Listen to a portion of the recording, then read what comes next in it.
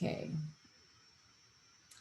so hi, I'm Naima, and today I'm presenting my final capstone project titled Living in a Color-Struck World, the Impacts of Colorism on Teenage Girls Within the African Diaspora. And just as a little bit of a background, the word color-struck is kind of used, it's an older term, no one really says it much anymore, but in the African American community, to mean like someone who's like obsessed with being light-skinned or just really focused on skin color. Wait, sorry, I never use Canva. Ooh. I don't know what's happening. So sorry. Give me a second.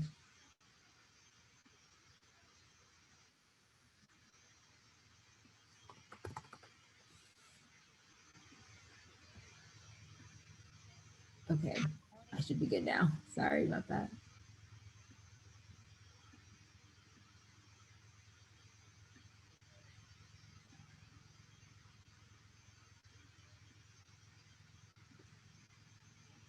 Okay.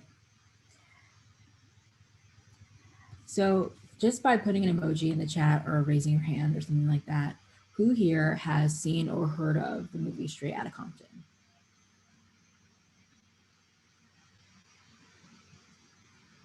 Okay. Yeah. So when the movie was being cast, the casting call was looking for a range of girls ranked from A to D by desirability. A girls were classified as beautiful, light skinned with long hair. From levels A to C, the skin of the girls becomes darker, and the race the casting directors are looking for becomes easier to pinpoint. Out of all the categories, the only one to explicitly state race was the D girl. African American girls, dark skinned, described as poor and in bad shape. Despite this blatant display of the idea that dark-skinned women are the least desirable group, Straight Outta Compton was immensely successful within the Black community and outside of it.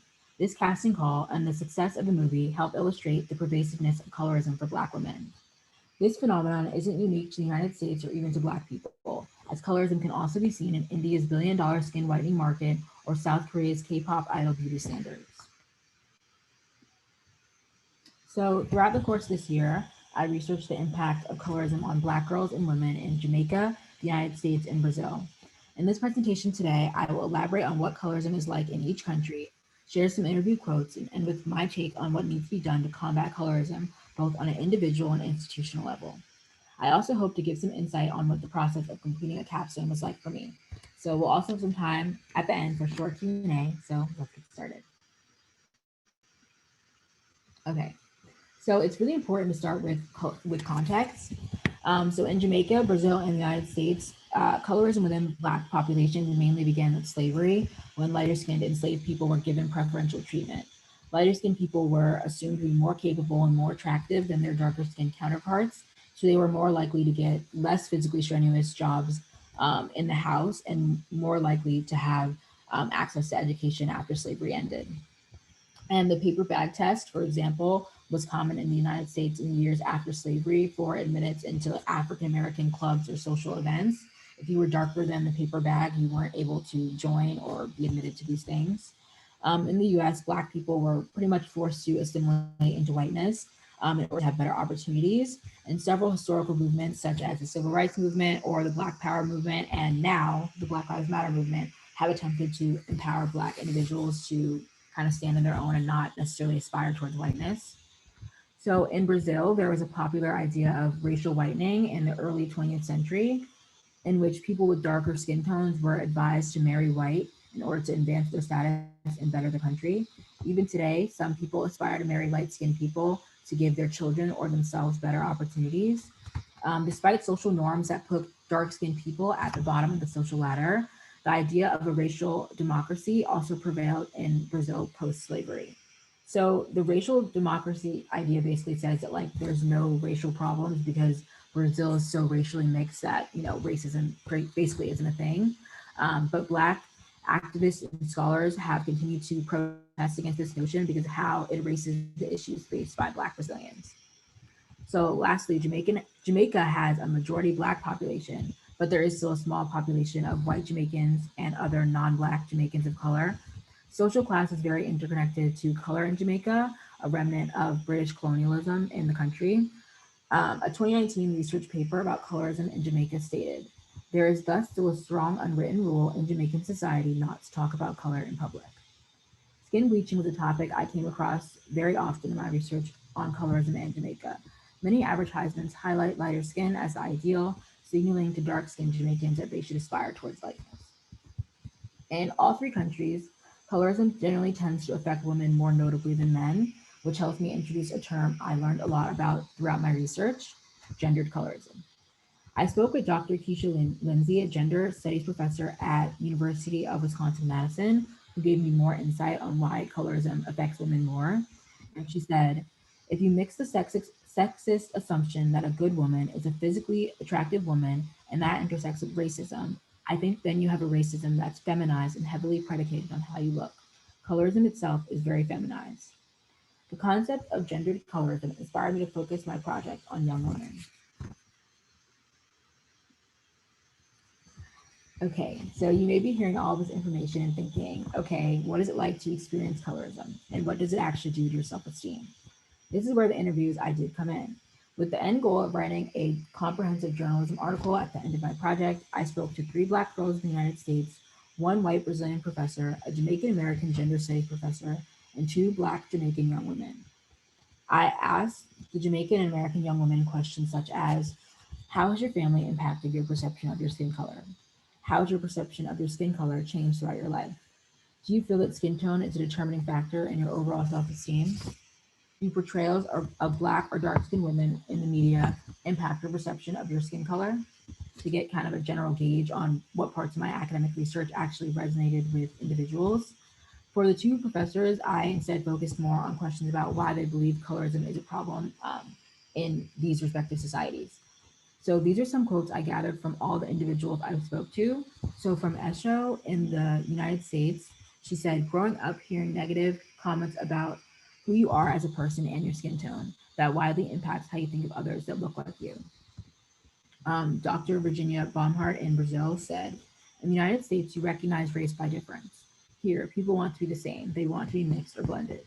Depending on the context, lighter skinned Black people try to pass as mixed. I thought this one was really interesting because it's a little bit different than the United States, where, I mean, mixed race people are less common. So people instead, Black people instead try to pass as white and not mixed.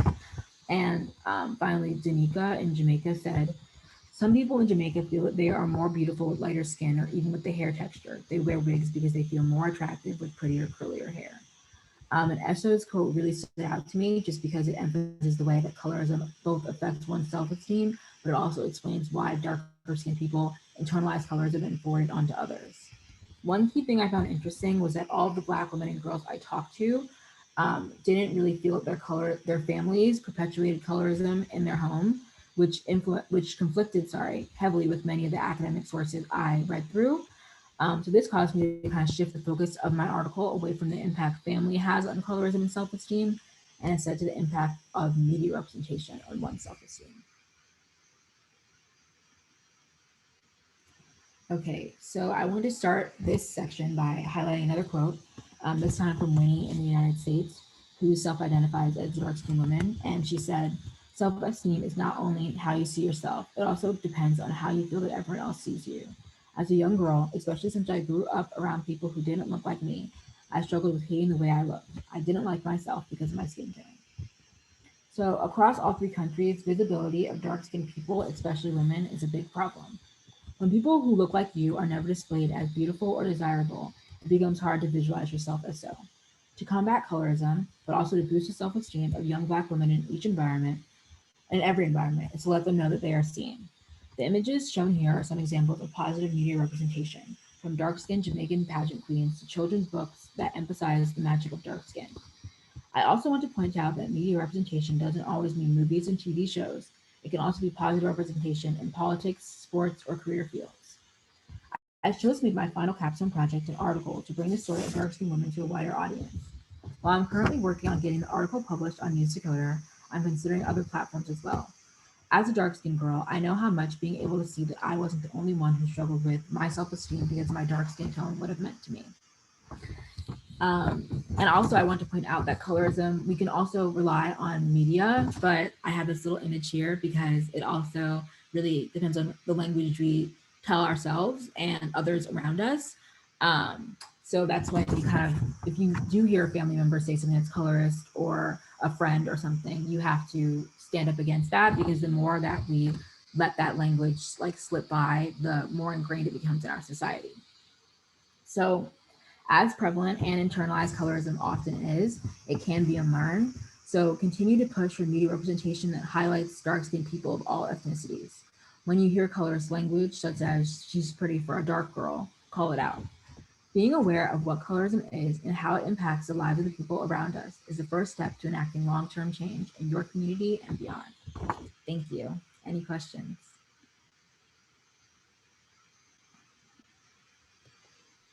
What compelled you to choose this topic for your presentation?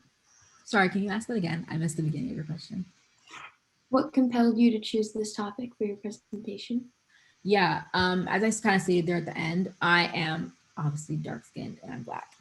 So I kind of wanted to choose something that I knew had like a lot of personal significance to me, because obviously this is like a year-long project, so I want to be able to keep engaged with it. So this is kind of a problem I'd always seen, but I feel like not that many people talk about it, just because, you know, racism is the bigger issue, I guess, and colorism kind of is an umbrella under that. But I'd say like within a racial group, colorism is bigger than racism, because I mean, obviously, like Black people aren't racist to themselves, we're colorist to ourselves usually. Um, so, because I mean, the thing with racism is usually comes from outside sources, like people outside of your own community. But colorism usually is perpetuated by Black people, because you know, very not that often when I hear like a white person say she's pretty for a dark skinned girl, that's something that a Black person would say, because we've kind of been ingrained to think that skin color or how light your skin is what makes you beautiful. Yeah, I definitely think that there is, to answer DB's question in the chat, or kind of his thought there. I definitely thought about looking more into men's experiences. For men, it's kind of unique because it's almost the other way around. So one key thing to take note of is that dark skin is heavily associated with masculinity and light skin is associated with femininity. So for women, obviously that's like a downside, because I mean, not all women, but most women want to be seen as feminine. So that kind of dark skin makes you seem more masculine to like in the Black community, I guess. So, but for men, there's like light skinned men kind of face like stigma, like, oh, it's like you're pretty, like, so you're not like a real man. So I guess for men, it's kind of the opposite.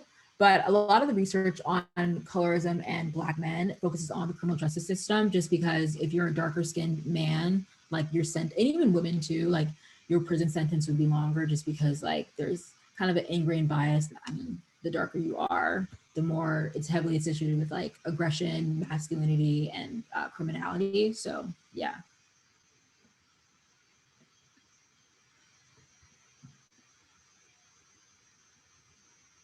Anyone else?